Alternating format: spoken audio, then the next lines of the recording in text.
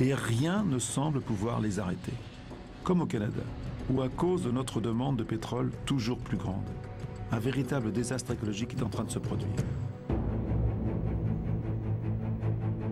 La forêt boréale canadienne, la plus ancienne au monde, l'aboutissement d'une lente évolution de 10 000 ans, est l'une des plus précieuses et fragiles.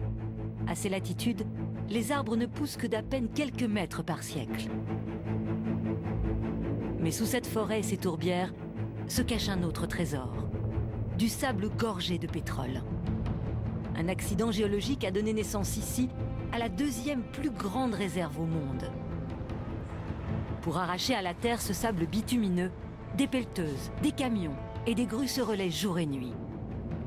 Résultat, 32 000 km² de forêt ont déjà été détruits, l'équivalent de la surface de la Belgique.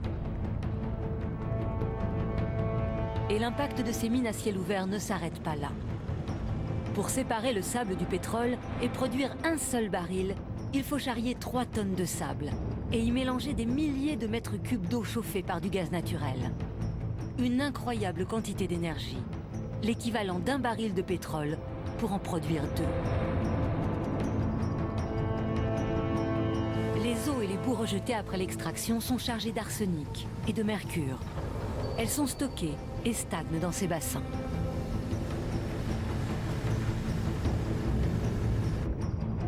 Les concentrations de produits qu'ils contiennent sont si dangereuses que les exploitants ont dû installer des épouvantails. Si les oiseaux se posent ici, ils meurent aussitôt, empoisonnés. Mais les oiseaux ne sont pas les seules victimes. Ces eaux s'échappent des bassins. Elles s'infiltrent dans le sol et finissent par polluer la rivière Athabasca, la principale source d'eau potable pour les habitants de la région. L'industrie des sables bitumineux engendre 5 fois plus de gaz à effet de serre que le pétrole extrait de manière conventionnelle. Le Canada est devenu l'un des principaux pays émetteurs de CO2 et le pétrole d'Alberta, le plus sale de la planète. Seul un cours du pétrole élevé rend cette exploitation aujourd'hui possible et rentable. Mais à quel prix pour une forêt qu'on a détruite à tout jamais ?